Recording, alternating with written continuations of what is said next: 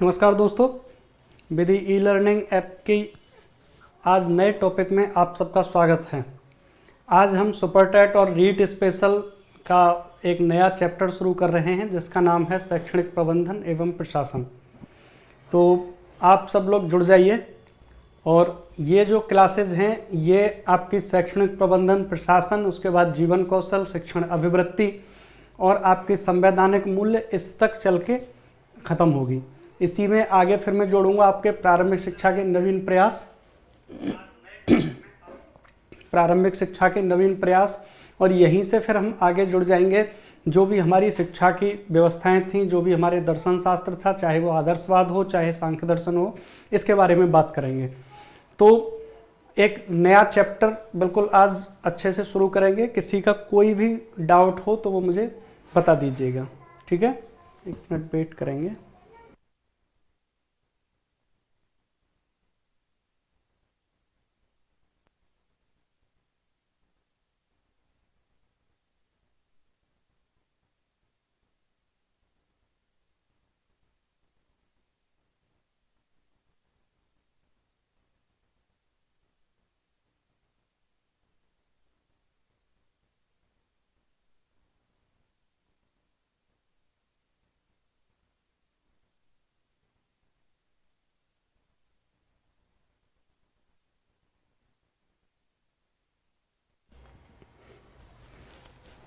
हाँ जी,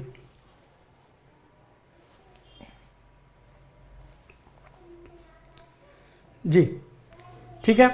तो शुरू करते हैं। आज का नया टॉपिक है हमारा शैक्षणिक प्रबंधन एवं प्रशासन।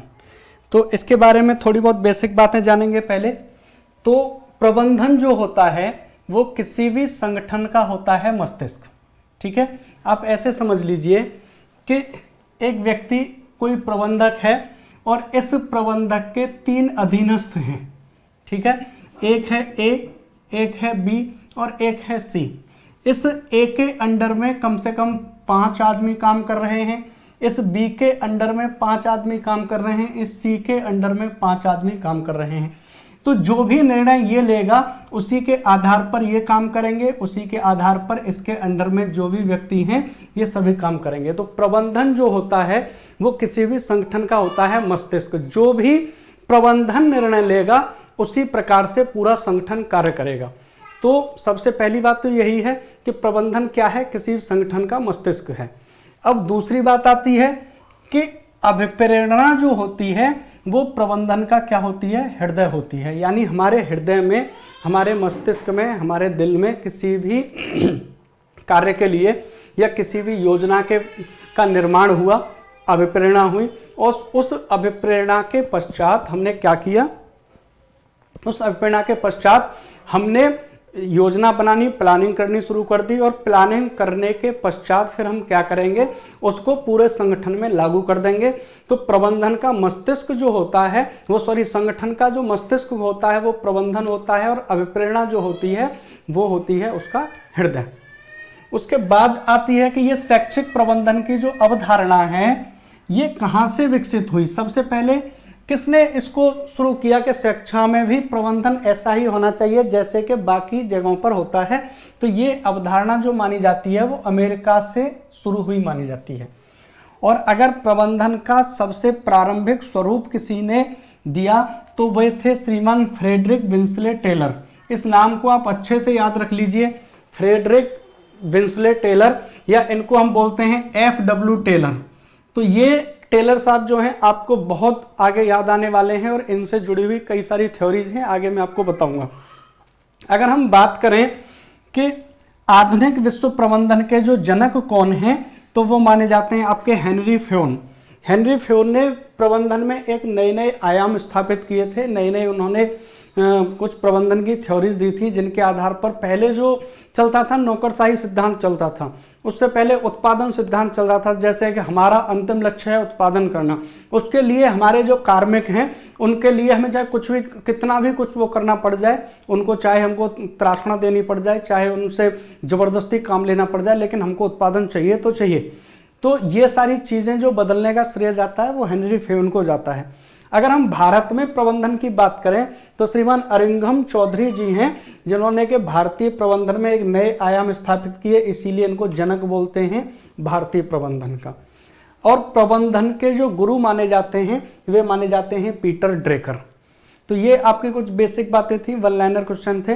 तो अगर आपसे पूछा जाता है कि शैक्षिक प्रबंधन की अवधारणा या शुरुआत कहाँ से हुई, तो आप बोलोगे अमेरिका से। अगर आपसे पूछा जाता है कि 19वीं शताब्दी में प्रबंधन का प्रारंभिक स्वरूप किसने दिया, तो आप बताओगे फ्रेडरिक विंसले टेलर ने।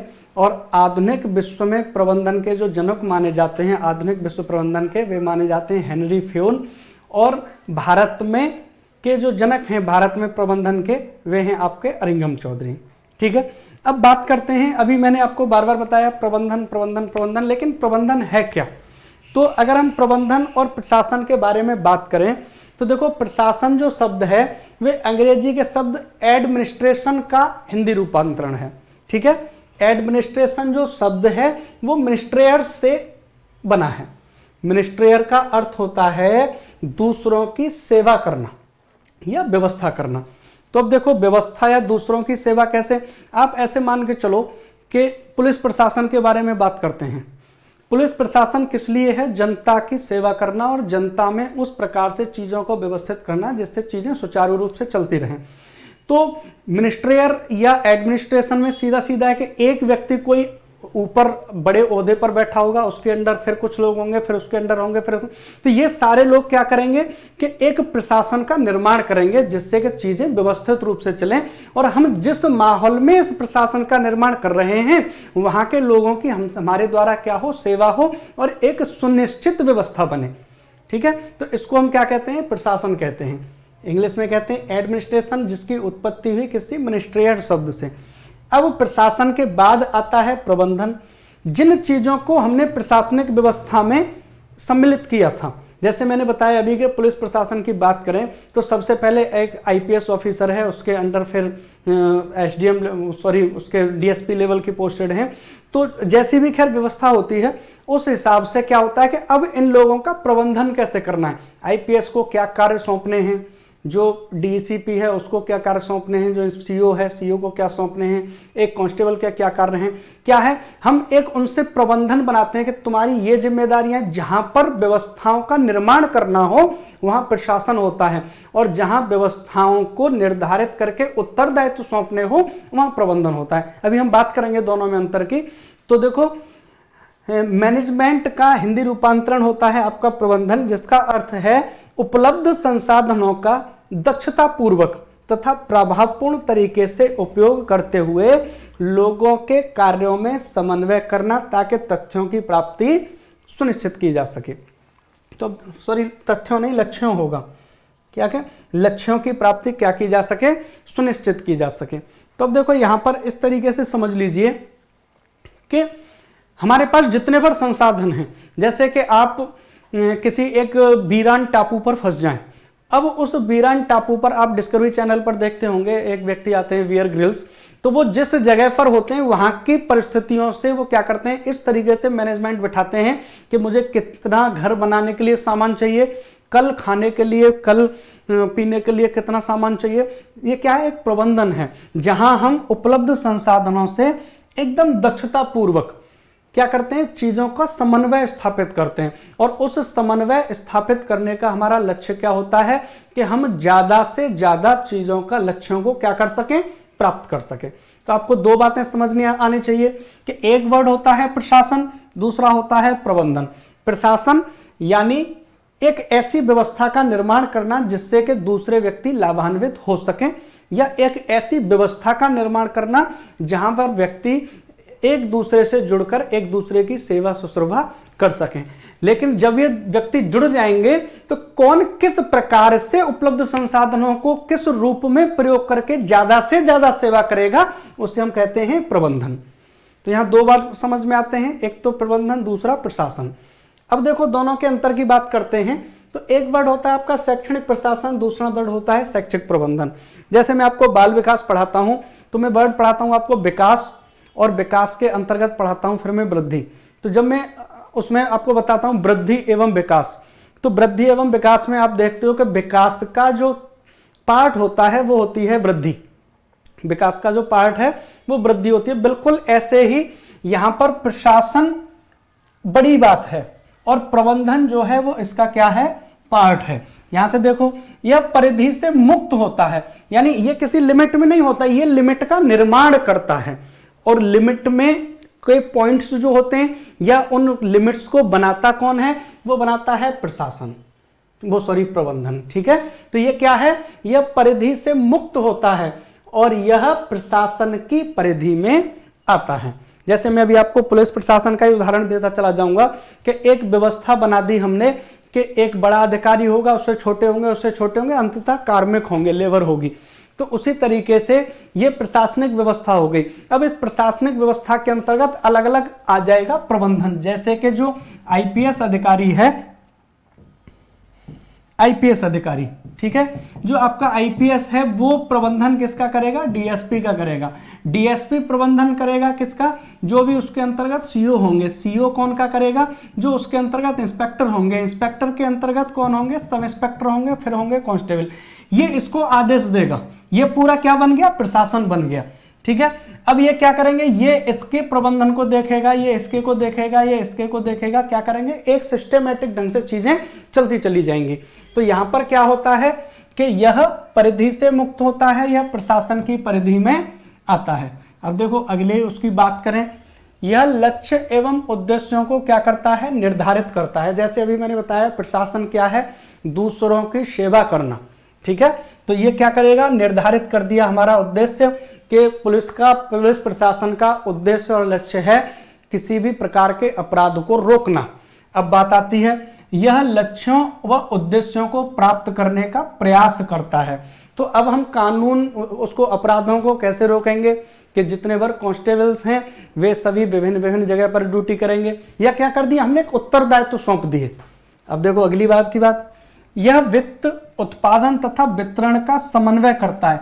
जब भी हमने कोई प्रशासनिक व्यवस्था की शुरुआत की तो हम क्या करेंगे, इन सारी चीजों में एक कोऑर्डिनेशन बिठाएंगे और इसके आधार पर फिर प्रबंधन क्या करता है, लक्ष्य प्राप्ति हेतु कार्यों का समन्वय करता है। ठीक है, अब देखो बात आती है, यह प्रभावी निर्देशन सुनिश्चित करता है। प्रभावी निर्देशन सुनिश्चित का अर्थ है कि जो भी कार्य हम कर रहे हैं उसके लिए निर्देशन और उसके लिए दिशा निर्देशन तैयार करता है। जब निर्देशन सुनिश्चित हो जाएंगे तो इस निर्देशन के आधार पर हम निष्पादन सुनिश्चित करेंगे। निष्पादन यानी परफॉर्मेंस सुनिश्चित करेंगे। ठीक है, कि हमने जो भी निर्देशन दिए थे, जो भी हमने योजना बनाई थी, हम उसमें कितना सफल हुए, इसमें हम क्या करते हैं, निष्पादन सुनिश्चित करते हैं। शैक्षणिक प्रशासन यह निर्देशन, नियंत्रण एवं नेतृत्व करता है। ठीक है, अब निर्देशन दिया हमने, उस पर नियंत्रण बिठाया और नेतृत्व किया। इसके बाद प्रबंधन क्या करेगा, यह लोगों के साथ काम करता है, करवाता है एवं संगठित तरीके से अन्य संसाधनों का उपयोग करता है। जैसे कि हमने कोई फैक्ट्री लगाई, उस फैक्ट्री में एक मशीन ला के दे दी। अब वो मशीन से कौन किस प्रकार से कार्य करेगा, कौन उसके प्रोडक्ट की पैकिंग करेगा, कौन उसमें कच्चा माल डालेगा, कौन उसकी मार्केटिंग करेगा, ये क्या है, प्रबंधन के कार्य एक दूसरे से करेंगे। जो प्रशासक है, जो बनाने वाला है, वो क्या करेगा, नेतृत्व करेगा, नियंत्रण करेगा।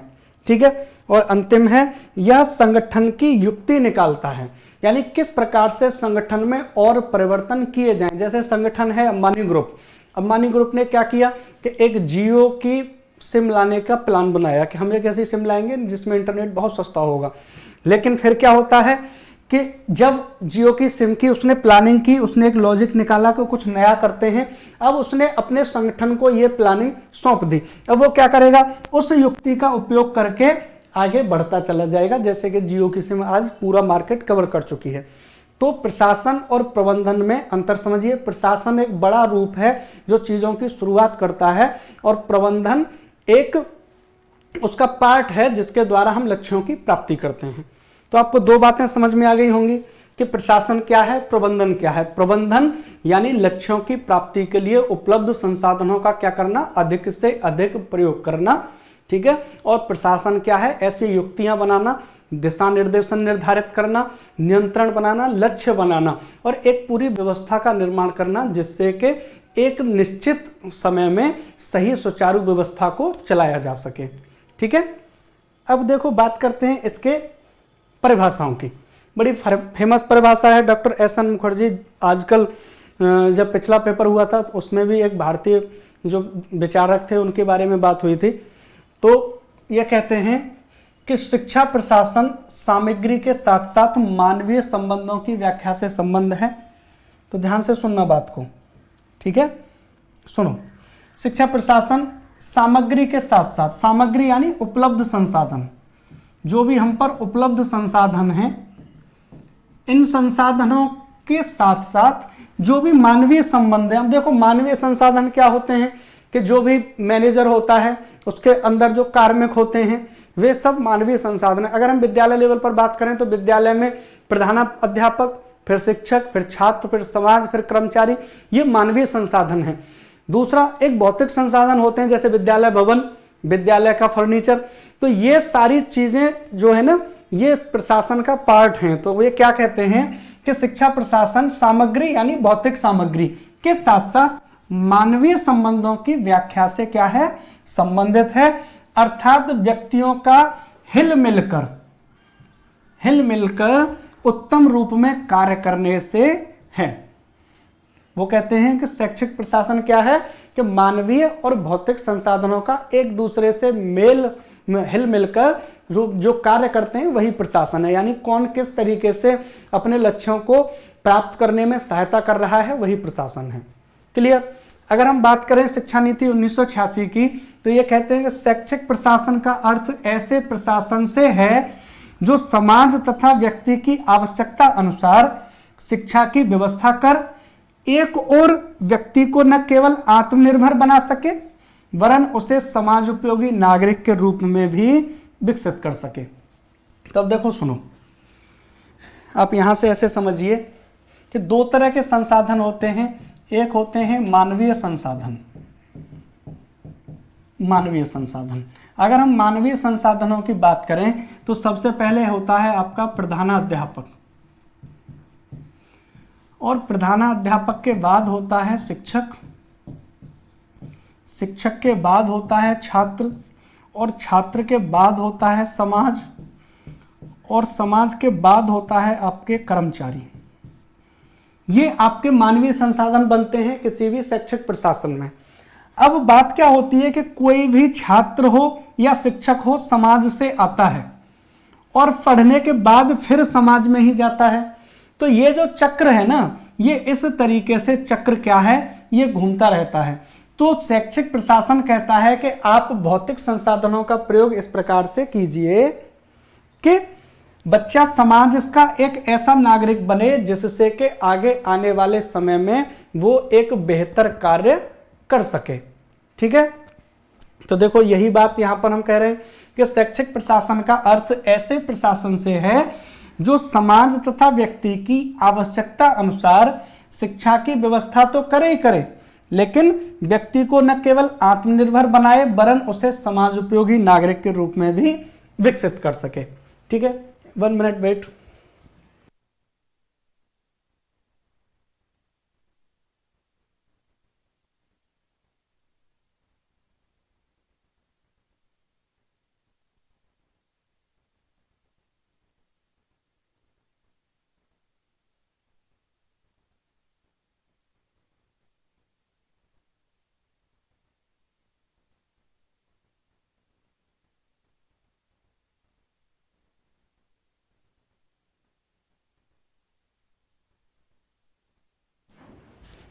हाँ जी, ठीक है। तो शिक्षा नीति क्या कहती है कि बच्चे को एक ऐसी प्रशासनिक व्यवस्था से जोड़िए जो कि बच्चे को केवल शिक्षा प्रदान नहीं करे वरन उसको समाज उपयोगी नागरिक बना सके। और यहीं से एक वर्ड निकल के आता है फिर सतत एवं व्यापक मूल्यांकन।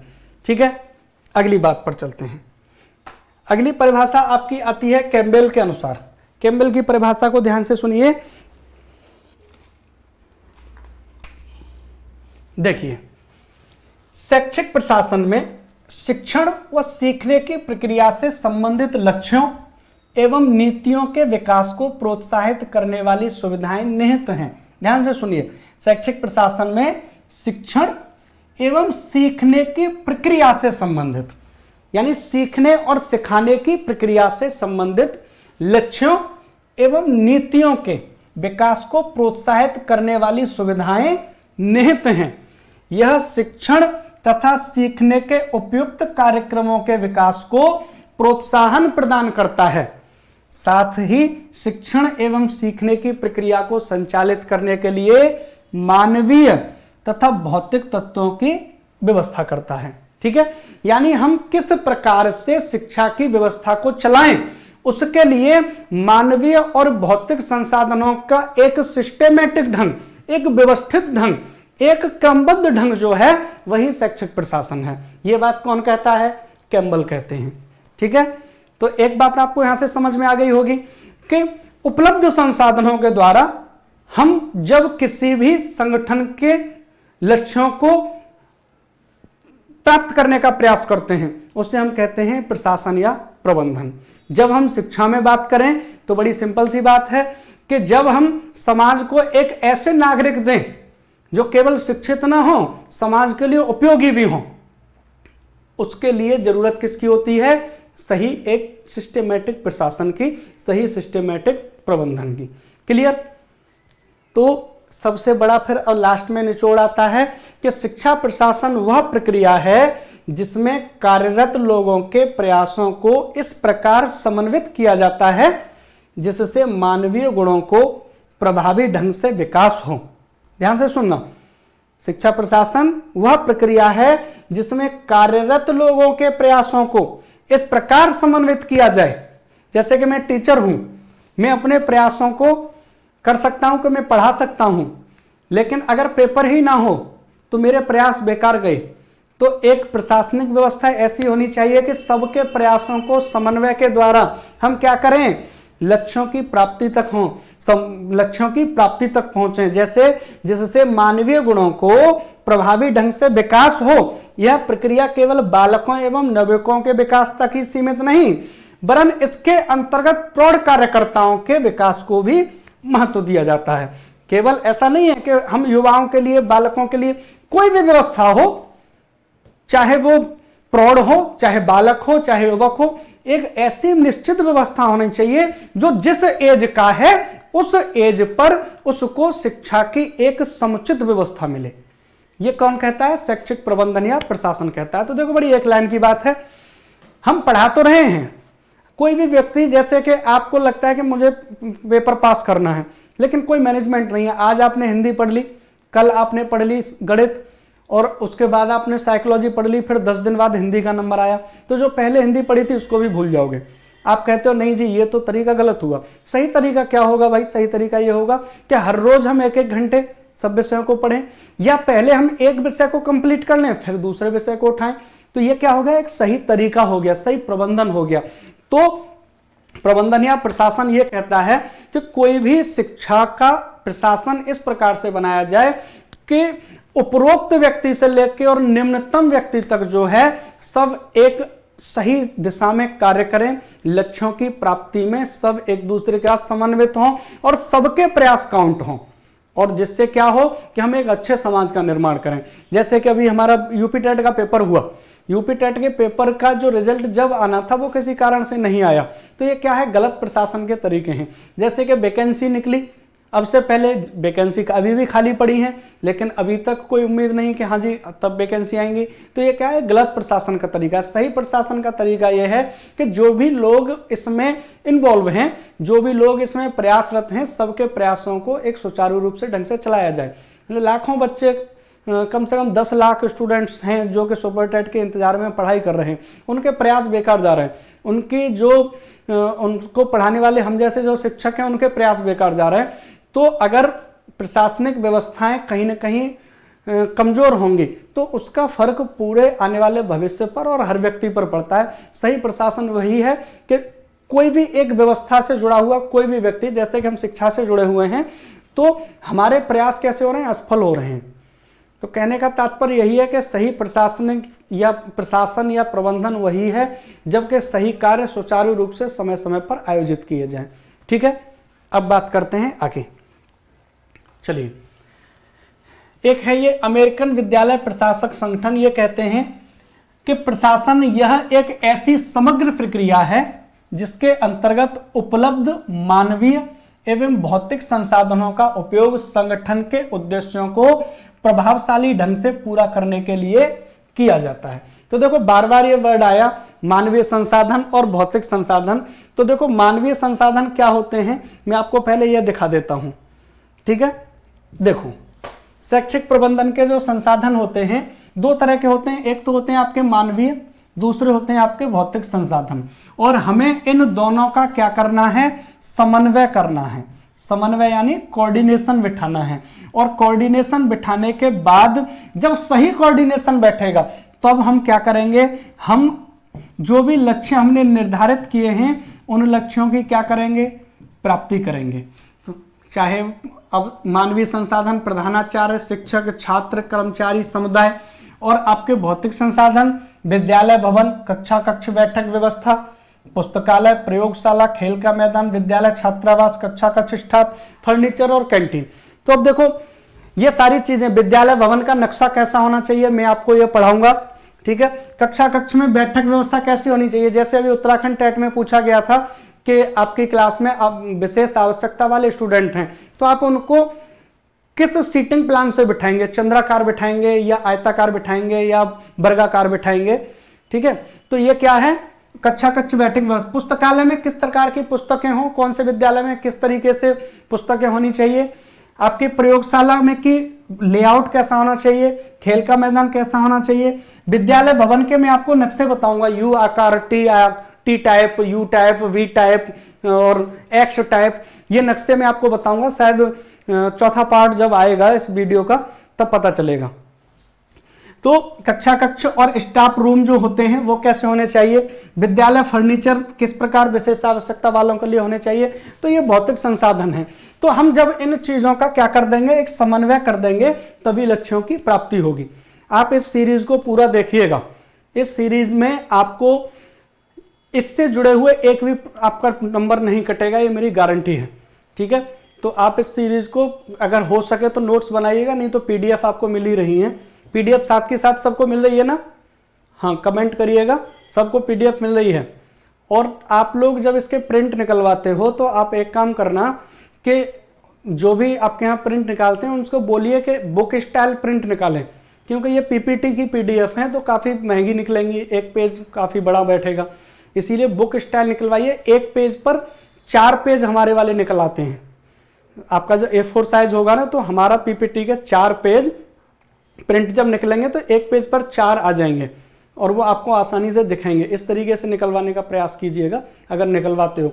मेरे हिसाब से तो डाउनलोड कीजिए, डाउनलोड करने के बाद आप अपनी कॉपी में लिखिए, तब ज़्यादा याद होगा।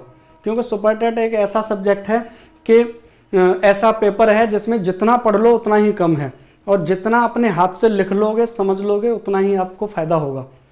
ठीक है, तो आगे चलते हैं, मैं जहां पर था वहीं आते हैं।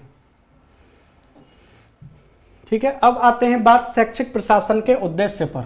शैक्षिक प्रशासन के उद्देश्य, तो शैक्षिक प्रशासन के उद्देश्य सबसे पहली बात तो वही है कि देश की स्थिति, आवश्यकता एवं शैक्षणिक विकास की दृष्टि से अच्छे नागरिकों को तैयार करना। ठीक है, यानी हमारे पास जो भी उपलब्ध संसाधन हैं उन उपलब्ध संसाधनों के द्वारा हमको क्या करना है, एक अच्छे नागरिक तैयार करने हैं। ठीक है, दूसरा हमारा उद्देश्य आता है कि जो भी शिक्षा के क्षेत्र में लोग कार्य कर रहे हैं उन व्यक्तियों की हमको सहायता करनी चाहिए। जैसे कि मैं अभी एक ट्विटर पर वीडियो देख रहा था कि एक हाईवे के पुल के नीचे बच्चों को एक मैडम पढ़ा रही थी, तो उन पर लोगों ने विरोध किया कि जब सरकार क्या कर रही है आप यहाँ पर पढ़ा रहे हो। तो देखो शिक्षा जो है कहीं से भी मिले, कैसे भी मिले, उसको प्राप्त करना चाहिए। शिक्षा के लिए कोई एक निश्चित मानदंड और मानक नहीं होने चाहिए कि केवल वहीं से मिलेगी तभी हम प्राप्त करेंगे। तो अगर कोई पढ़ा रहा है अच्छी बात है, तो ऐसे व्यक्तियों की हमको क्या करना चाहिए, शिक्षा सहायता करनी चाहिए। हमारा तीसरा उद्देश्य आता है शिक्षा संबंधी कार्यों को विधिवत संपन्न करना। जैसे अभी मैंने आपको बताया था कि कायदा यह कहता है कि 2019 में वैकेंसी आई थी, 2020-21 में कोरोना रहा, तो अभी हमको कुछ न कुछ इस तरीके से नोटिफिकेशन दे दिया जाता कि बच्चे जो हैं एक लक्ष्य निर्देशित पढ़ाई करना शुरू कर देते। तो ये विधिवत नहीं है। विधिवत तभी होता है जब श्योरिटी हो कि होना ही होना है। अब आगे आता है आपका बच्चों के सर्वांगीण विकास के लिए आवश्यक सुविधा एवं सामग्रियां क्या कराना है, उपलब्ध कराना है।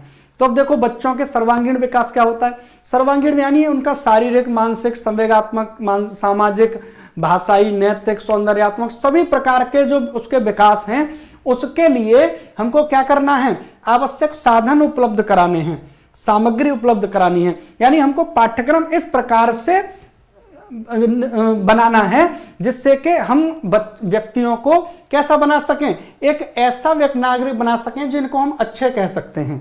ठीक है। उसके बाद आता है आपका अगला उद्देश्य शिक्षा संबंधी नीतियों को निर्धारित करना। जैसे कि अभी आई है आपकी राष्ट्रीय शिक्षा नीति 2020, तो उसमें बोला गया कि शिक्षा जो हो वो सभी के लिए हो, एक्सेसिबिलिटी, सभी को प्राप्त होने वाली हो, अफोर्डेबिलिटी हो। तो शिक्षा की ऐसी नीतियां बनाना जिससे कि सही तरीके से उनको हम क्या कर सकें, प्रशासित कर सकें। उसके बाद आता है आपका शिक्षा संबंधी योजनाएं बनाकर उन्हें क्रियान्वित करना। जैसे अभी हमारी 2020 की जो नीतियां हैं, नीति बन तो गई लेकिन अभी कहीं लागू हुई है, कहीं लागू नहीं हुई। जैसे कि हमारी 1968 की शिक्षा नीति 1986 तक लागू नहीं हो पाई, फिर आई 1986 की। 1986 की शिक्षा नीति आज तक पूरी तरह से लागू नहीं हुई। योजना तो हम बना रहे हैं, प्रशासनिक कार्य में व्यवस्था तो निर्धारित कर रहे हैं, लेकिन उस व्यवस्था का प्रबंधन नहीं कर पा रहे। तो ये क्या है, एकदम फेल्योर है। ठीक है। सही प्रशासन क्या कहता है कि जो योजना बना रहे हो उनको अप्लाई कीजिए, क्रियान्वित कीजिए। ठीक है। अब देखो आगे आता है आपका शिक्षा के प्रत्येक स्तर पर शैक्षणिक कार्यक्रमों का सुचारू रूप से संचालन करना। शिक्षा के प्रत्येक स्तर पर देखो समझिए, अगर हम क्लास 1, 2, 3 में पढ़ रहे हैं, 4, 5 में पढ़ रहे हैं, तो उस लेवल के कार्यक्रम समय समय पर आयोजित किए जाएं। जैसे मेले लगवाए जाएं, जैसे कि त्यौहार मनाए जाएं, जैसे कि बच्चों को खेल कूद कराए जाएं। अगर हम 6, 7, 8 में पढ़ रहे हैं तो जैसे प्रयोगशाला की विजिट कराना, आसपास की जो हमारे शैक्षणिक संस्थान हों, बड़े हों या फैक्ट्री हों या जो भी आसपास देखने लगा या पर्यटक की जो चीज़ें हैं उनकी व्यवस्था करना। तो ये सब क्या है, शिक्षा से संबंधित प्रत्येक स्तर पर शैक्षणिक कार्यक्रमों को संचालित करना। आगे शिक्षा विभाग के कर्मचारियों की नियुक्ति, सेवा शर्तों का निर्धारण, उनके परीक्षण एवं उसकी उन्नति के लिए कार्यक्रम बनाना। ध्यान से सुनना, उनकी उन्नति के लिए कार्यक्रम बनाना। अभी एक वो चल रहा है पेंशन वाला विवाद जो चल रहा है, पुरानी पेंशन लागू करो, वो किसके लिए विवाद चल रहा है, जिससे कि भविष्य के लिए वे उन्नति के लिए कार्यक्रम बने। दूसरा, शिक्षा विभाग के कर्मचारियों की नियुक्ति।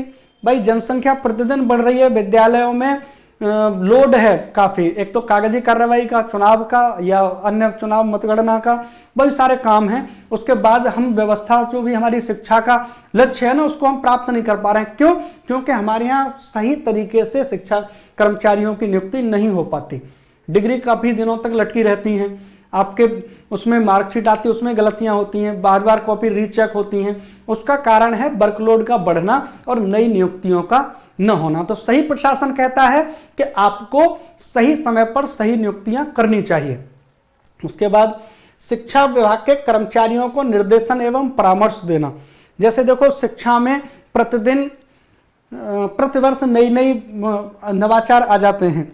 जो लोग बहुत पहले से इसमें नौकरी कर रहे हैं उन लोगों को आप क्या करो, निर्देशन और परामर्श दो। जैसे कि कंप्यूटर शिक्षा उसमें आया, शिक्षा में कंप्यूटर का आगमन हुआ, तो जो लोग पहले से पढ़ाते थे उन लोगों को कंप्यूटर चलाना नहीं आता था।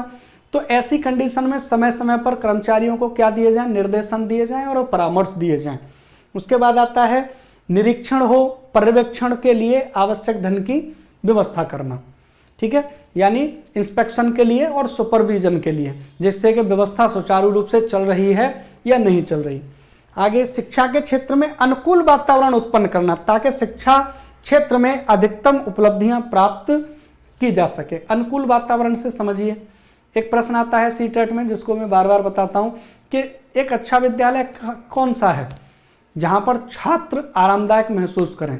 बिल्कुल सेम यही है कि कोई भी शिक्षक जब अपनी जॉब में आरामदायक महसूस करेगा, जब उसको भविष्य की और परिवार की चिंता नहीं होगी, तो वो अपना 100% देगा, और अपना 100% देगा तो निश्चित लक्ष्यों की क्या होगी, प्राप्ति होगी।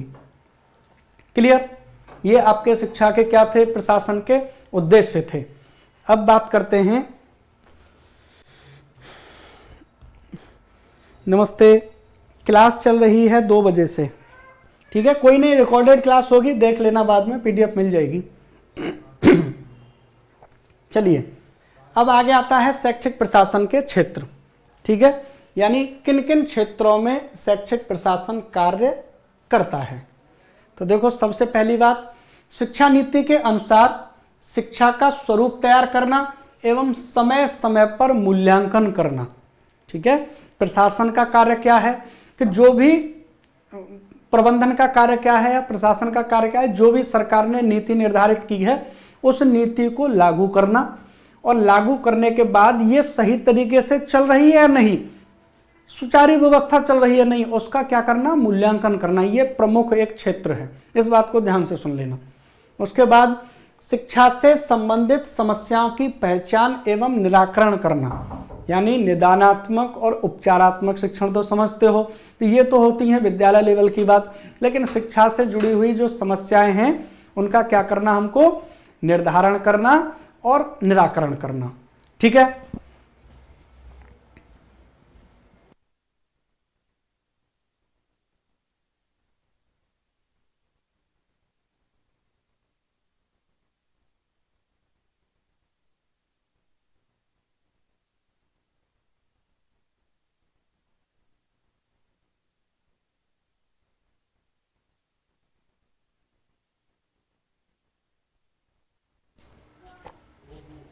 अब देखो, आपका तीसरा क्षेत्र आता है संपूर्ण शिक्षा प्रक्रिया की सफलता के लिए कार्य एवं मूल्यांकन करना। अब देखो सुनो, संपूर्ण शिक्षा प्रक्रिया की बात हो रही है। आपने एक वर्ड सुना होगा एनसीएफ, और आपने एक वर्ड सुना एनईपी, ठीक है, यानी राष्ट्रीय पाठ्यचर्या की रूपरेखा, नेशनल करिकुलम फ्रेमवर्क। यहां पर होता है न्यू एजुकेशन पॉलिसी, यानी राष्ट्रीय शिक्षा नीति, नेशनल एजुकेशन पॉलिसी यानी राष्ट्रीय शिक्षा नीति, राष्ट्रीय, ठीक है, और यहां भी राष्ट्रीय, नेशनल और नेशनल, यानी संपूर्ण शिक्षा प्रक्रिया, पूरे देश की जो शिक्षा प्रक्रिया है उसके लिए क्या करना, कार्य करना, और जो भी कार्य किए हैं उनका क्या करना, मूल्यांकन करना। क्लियर?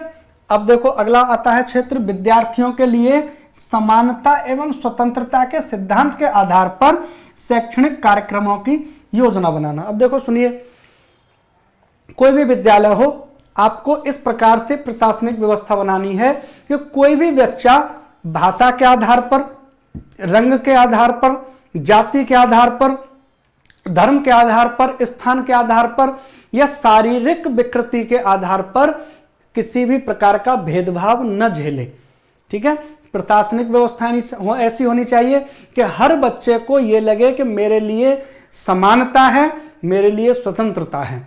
यह क्या है, एक क्षेत्र है।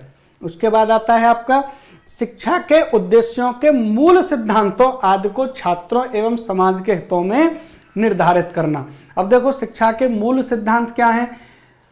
86वां संशोधन हुआ, 86वें संशोधन के बाद जो हमारी शिक्षा का अधिकार था वो धारा 45 से निकलकर 21 में आके मौलिक अधिकार बन गया। तो जो भी हमारे मौलिक अधिकार हैं उन मौलिक अधिकारों को हमको क्या करना है, समाज को और छात्रों के हितों में लागू करना है, यानी जिनके जो अधिकार बनते हैं उन अधिकारों को उनको दिलाना, ये हमारा क्या है, नैतिक कर्तव्य है। तो ये क्या थे, हमारे प्रमुख क्षेत्र थे शैक्षिक प्रशासन के, ठीक है। यहां से प्रश्न आएगा बड़ा सीधा सीधा, आपको क्लास नहीं मिलती है, अच्छा तो देखो सुनो, जिनको क्लास नहीं मिलती है उनका मैं आपको बता देता हूं, सुनिए। आप बैच खोलोगे सीडीपी स्पेशल, जब सीडीपी स्पेशल बैच खोलोगे तो यहां पर सब्जेक्ट आएगा, सब्जेक्ट में जब आप जाओगे तो ये साइकोलॉजी का पूरा ये खुल जाएगा। साइकोलॉजी में आपको जो चैप्टर चल रहा है, जैसे अभी तक बाल मनोविज्ञान चल रहा था, तो बाल मनोविज्ञान में ये क्लासेस हैं, देखो क्लासेस के नंबर पड़े हुए हैं सब, साथ ही पीडीएफ है और नंबर पड़े हुए हैं। आज नया चैप्टर बना है शैक्षिक प्रबंधन का, तो आज की क्लास और पीडीएफ यहां पर मिलेगी। तो आपको क्या करना है कि इस तरीके से देखना है, चैप्टर में देखा कीजिए, बाल मनोविज्ञान की जितनी बार क्लासेज हुई हैं वे सभी क्लासेज बाल मनोविज्ञान वाले चैप्टर में होंगी।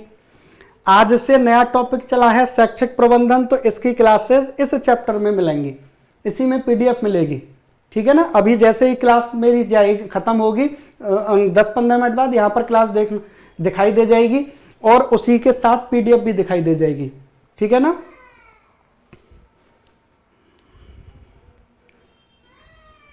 और जब क्लास लाइव चलेगी तो आप सब्जेक्ट के बराबर में जो लाइव का ऑप्शन आ रहा है, तो देखो यहाँ पर वॉच लिखा आ रहा है, तो यहाँ पर जो भी आप पिक्सल में देख सकते हो, डेटा सेवर में देखो तो 240 पर देखो, तो अभी देखो ये चल रहा है, ये 240 पर चलेगा, ठीक है।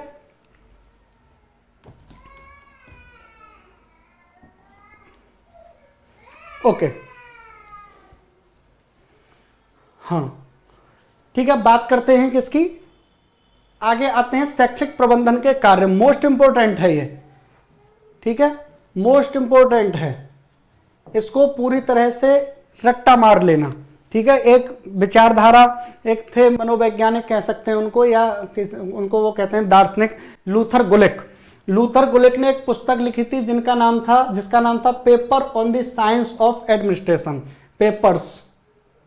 Papers on the science of administration, ठीक है। उन्होंने वहां पर प्रबंधन के 7 कार्यों का निर्धारण किया, 7 कार्य, ठीक है। और इस 7 जो कार्य थे, इसको एक शॉर्ट फॉर्म में उन्होंने पोस्ट कॉर्व नाम दिया। आपसे सीधे सीधे पूछ लेगा पोस्ट कॉर्व क्या है, तो हिंदी में तो लिखा आएगा ऐसे और इंग्लिश में लिखा आएगा ऐसे, पोस्ट कॉर्व, इसीलिए इस वर्ड को ध्यान रखना। और इस पोस्ट कॉर्व जो है, इस पोस्ट कॉर्व का उन्होंने फुल फॉर्म दी, पी से प्लानिंग यानी योजना बनाना, ओ फॉर ऑर्गेनाइजिंग यानी संगठन बनाना, एस फॉर स्टाफिंग यानी कर्मचारियों की व्यवस्था करना, डी फॉर डायरेक्टिंग यानी निर्देशित करना, को फॉर कोऑर्डिनेटिंग यानी समन्वय करना, आर फॉर रिपोर्टिंग यानी सूचना देना, और बी फॉर बजटिंग यानी बजट बनाना, ठीक है, बजट बनाना। तो ये क्या थे, 7 कार्य हैं जिनको हम कहते हैं पोस्ट कॉर्व, ठीक है। पी से प्लानिंग, ओ से ऑर्गेनाइजिंग, एस से स्टाफिंग, डी से डायरेक्टिंग, कोऑर्डिनेटिंग और रिपोर्टिंग और बजटिंग। ये आपके प्रबंधन के प्रमुख 7 कार्य हैं जो दिए थे लूथर गुलिक ने। और कहां पर दिए थे, उस पुस्तक का नाम है papers on the science of administration, ठीक है। आगे चलते हैं,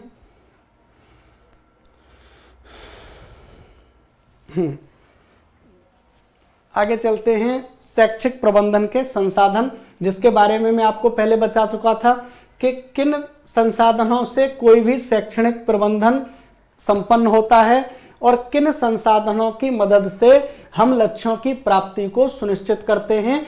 तो वे संसाधन होते हैं आपके 2 प्रकार के, एक तो होते हैं मानवीय संसाधन और दूसरे होते हैं आपके भौतिक संसाधन। मानवीय संसाधनों में मैंने आपको बताया था, सबसे पहला जो किसी भी विद्यालय का मुखिया होता है, नेतृत्वकर्ता होता है, वो होता है आपका प्रधानाचार्य, जिसके दिशा निर्देशों पर कार्य करते हैं शिक्षक और कर्मचारी। और समुदाय से यहाँ पर यह क्या बिठाता है, एक कोऑर्डिनेशन बिठाता है, क्योंकि बच्चा विद्यालय में समुदाय से आता है, समुदाय में ही जाता है, और स्वयं प्रधानाचार्य, शिक्षक और कर्मचारी ये भी समुदाय से आते हैं। तो मानवीय संसाधन के लिए समुदाय एक विशेष सहायता प्राप्त और विशेष जरूरत रखने वाला या विशेष सहायता देने वाला पार्ट है, जिसके आसपास पूरा व्यवस्था घूमती है मानवीय संसाधन की। अब ये मानवीय संसाधन किन भौतिक संसाधनों के द्वारा शैक्षिक प्रशासन का निर्माण करते हैं, वे हैं आपके ये संसाधन। इन सभी संसाधनों को एक एक करके मैं आपको प्रत्येक नई क्लास में बताऊंगा। प्रधानाचार्य पर अलग क्लास होगी, शिक्षक पर अलग होगी, छात्र कर्मचारी समुदाय पर अलग होगी। विद्यालय भवन की कम से कम 3 क्लास होंगी आपकी, जिसमें आपको विद्यालय भवन किस प्रकार से हो, कहां पर स्थित हो, किस प्रकार के नक्शे हो, और किस, अगर यहां पर एक और छूट गया है, समय तालिका, एक क्लास समय तालिका पर होगी। ठीक है, आगे चलते हैं। आगे आपका आता है शैक्षिक प्रबंधन की आधुनिक अवधारणाएं। ये अभी मैंने कोई पेपर देख रहा था DSSB का, तो वहां पर देखने के बाद इसको मैंने फिर ऐड किया इसमें। मैं ऑफलाइन में अभी तक इसको पढ़ाया नहीं है, जिन्होंने नहीं पढ़ाया है वो एक बार देख लीजिएगा। ठीक है, तो शैक्षिक प्रबंधन की जो आधुनिक अवधारणाएं हैं, इनके 3 प्रमुख बेस माने जाते हैं। एक अवधारणा है उत्पादन कुशलता पर बल देने वाली विचारधारा, दूसरी है मानवीय संसाधनों पर बल देने वाली विचारधारा, और तीसरी है सामाजिक विज्ञान संप्रदाय। जैसे मनोविज्ञान में आपको जब पढ़ाता हूं तो उसमें संप्रदाय बताता हूं ना, कि अलग अलग संप्रदाय, अलग अलग विचारधाराएं थी, बिल्कुल ऐसे ही विचारधाराएं हैं प्रबंधन की। तो उसमें हम बात करते हैं, सबसे पहली जो विचारधारा है हमारी, वो है उत्पादन कुशलता पर बल देने वाली विचारधारा, या इसी को हम वैज्ञानिक विचारधारा भी कहते हैं। ठीक है, तो देखो यह आधुनिक प्रबंधन के विकास में सबसे पुरानी विचारधारा है, और इसके जो जनक हैं वो हैं फ्रेडरिक विंसले टेलर। ठीक है, जिन्होंने ये 1910 से और 1935 तक ये विचारधारा चली थी। इसके जो विचारक थे, जिनकी वजह से ये अवधारणा थी, वे थे फ्रेडरिक विंसले टेलर, और ये सबसे पुरानी विचारधारा है। मैंने अभी शुरुआत में बताया था कि आधुनिक प्रबंधन की जो शुरुआत की थी वो विंसले टेलर द्वारा हुई थी। तो देखो ये विचारधारा कहती है कि संगठन के कामगारों से अधिक काम लिया जाए। आपने देखा होगा कि कार्य के घंटे नियत नहीं होना, कार्य की मजदूरी नियत नहीं होना, लेकिन काम पूरा लेना है। आप 12 घंटे काम करिए, लेकिन लक्ष्य, जैसे वो होता है ना, अभी जैसे मार्च आ रहा है, मार्च या शायद अप्रैल, जो फाइनेंशियल ईयर समाप्त होता है ना, 31 मार्च को समाप्त होता है, तो 31 मार्च तक जो भी कामगार होंगे वो इतना काम करेंगे, घर नहीं जाएंगे। तो ये क्या कहता है कि संगठन के कामगारों से अधिक काम लेना एवं अधिक उत्पादन करना। जैसे कि हमारा सरकारी मास्टर प्राइमरी का पढ़ाने के अलावा वो दुनिया के सारे काम करता है। अब पढ़ाने के अलावा मतलब पढ़ाने का टाइम ही नहीं मिलता। तो हमारे शिक्षा व्यवस्था में, जो सरकारी शिक्षा व्यवस्था, यही व्यवस्था लागू चल रही है। होनी नहीं चाहिए, लेकिन यही हो रही है। उत्पादन की कुशलता बढ़ाने का प्रयास है, लेकिन नहीं हो रहा। इसे इसीलिए क्या कहते हैं, टेलरवाद भी कहते हैं। ठीक है, फ्रेडरिक विंसले टेलर की विचारधारा की वैज्ञानिक व्यवस्था विचार एवं मैक्स वेबर की विचारधारा को नौकरशाही व्यवस्था विचारधारा नाम से भी जाना जाता है। जो उत्पादन कुशलता, यानी अपने नौकरों से इतना काम लेना कि हम ज्यादा से ज्यादा उत्पादन कर सकें, यही तो है नौकरशाही व्यवस्था की विचारधारा। ठीक है, इसके अन्य नाम और हैं, जैसे वैज्ञानिक व्यवस्था पर बल देने वाला संप्रदाय। अब देखो बात आती है वैज्ञानिक व्यवस्था पर बल देने का अर्थ क्या है। वैज्ञानिक व्यवस्था पर बल देने का अर्थ है कि एक व्यक्ति जो है वो हेड है, और हेड ने अपने अंदर 3 व्यक्ति रख लिए, बी, सी और डी। बी के अंदर एक टीम दे दी 50 लोगों की। चल भाई, ठीक है। बी के अंतर्गत एक टीम दे दी, सी के अंतर्गत एक टीम दे दी, और डी के अंतर्गत। अब जो इसके टीम के 50 लोग हैं ये इसको रिपोर्ट करेंगे, इसकी टीम के जो 50 लोग हैं ये इसको रिपोर्ट करेंगे, इसकी टीम के इसको रिपोर्ट करेंगे, और ये तीनों इसे रिपोर्ट करेंगे। तो यहां पर क्या होगा कि पूरी तरह से ये वैज्ञानिक विचारधारा ऐसे है। फिर वही प्रशासनिक व्यवस्था संप्रदाय, सेम कंडीशन है। एक प्रबंधक है, उसके अंदर वो हैं उसकी सहायता करने वाले, और उसके अंतर्गत फिर काम करने वाले। यही है नौकरशाही व्यवस्था संप्रदाय। जो हम लोग नौकरी कर रहे हैं, तो हम जो भी नौकरी आप करोगे, जो भी अब जब टीचर बन जाओगे, तो आप उस व्यवस्था के अंतिम व्यक्तियों में से दूसरे होंगे। आपसे जो नीचे होंगे वो प्यून होंगे और कर्मचारी होंगे, आपसे ऊपर फिर बहुत सारे लोग होंगे। तो यही है नौकरशाही व्यवस्था। ठीक है, आगे बात करते हैं। आगे आते हैं आपके मानवीय संसाधनों पर बल देने वाली विचारधारा। मानवीय संसाधनों पर बल देने वाली जो विचारधारा थी, इसके समर्थक थे Mary Parker, Follett, Elton Mayer, Fritz और रोटलेस वर्जन, और ये 1935 से 1985 तक लागू हुई। अब देखो इन लोगों ने क्या कहा, इन्होंने कहा कि उत्पादन कुशलता, उत्पादन होना अच्छी बात है, उत्पादन कीजिए, बहुत अच्छी बात है, कोई बात नहीं, लेकिन दोहन मत कीजिए मानवीय संसाधनों का। किसी भी व्यक्ति की जो लिमिट है उसके ज्यादा काम मत लीजिए, एक समय निर्धारित कीजिए, जैसे कार्य के घंटे 8 घंटे कीजिए, उसी के अनुसार न्यूनतम मजदूरी निर्धारित कीजिए। जो व्यक्ति जिस लेवल का है उस लेवल का उससे काम लीजिए। ऐसा मत कीजिए कि आप काम लेने के लिए किसी भी व्यक्ति को कहीं भी छोड़ रहे हैं। जैसे कि अभी उसमें बिहार में मुझे पता या अफवाह हो कैसे भी पता चला कि जो शिक्षक हैं वो ये पता लगाएंगे कि शराब जो है वो किन किन घरों में ब्लैक में बिक रही है या शराब आती है। तो ये शिक्षक का कार्य थोड़ी है, ठीक है। राजस्थान में एक नियम आया था कि बच्चों की पोटी चेक करेंगे शिक्षक, तो ये उनके लेवल का कार्य नहीं है। तो ये बात वही है, मानवीय संसाधनों को मानव ही समझो। संसाधन है अच्छी बात है, लेकिन उनको भौतिक संसाधनों में परिवर्तित मत कीजिए। देखो इस संप्रदाय ने उत्पादन की कार्यक्षमता के महत्व को स्वीकार किया, परंतु कार्यक्षमता को प्रशासन का सर्वोपरि आधार मानने से इनकार कर दिया। ठीक है कि हम काम कर रहे हैं, अच्छी बात है, हम तुम्हारे नौकर हैं, ये और अच्छी बात है, लेकिन नौकर के साथ साथ हम इंसान भी हैं। ये व्यवस्था कौन कहती है? मानवीय संसाधनों पर बल देने वाली विचारधारा।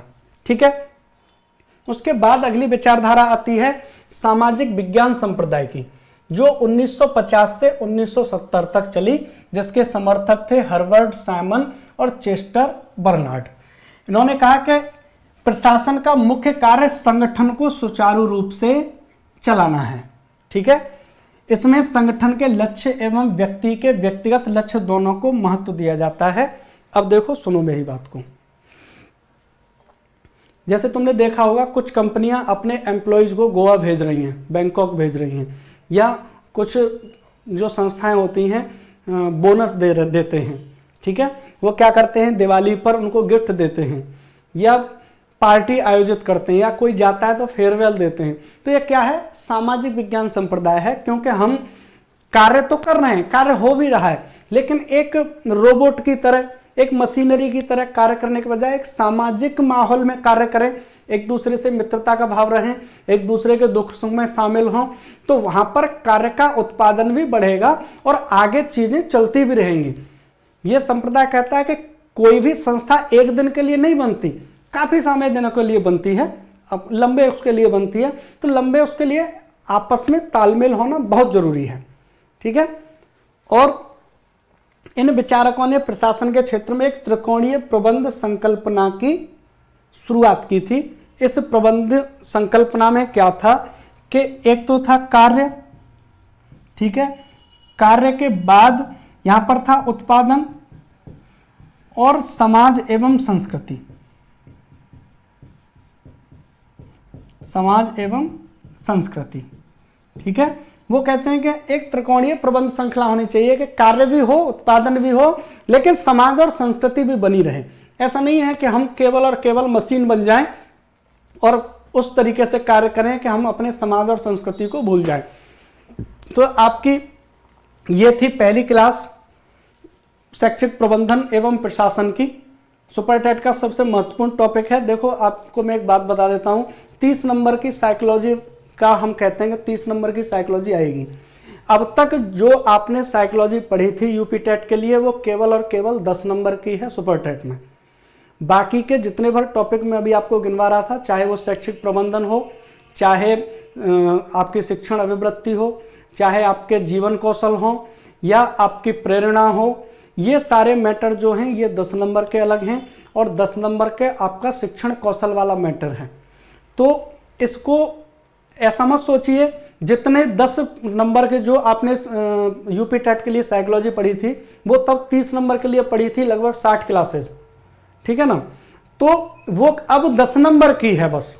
तो जितनी मेहनत वहां पर 10 नंबर के लिए की थी उतनी ही मेहनत यहां भी 10 नंबर के लिए कीजिए।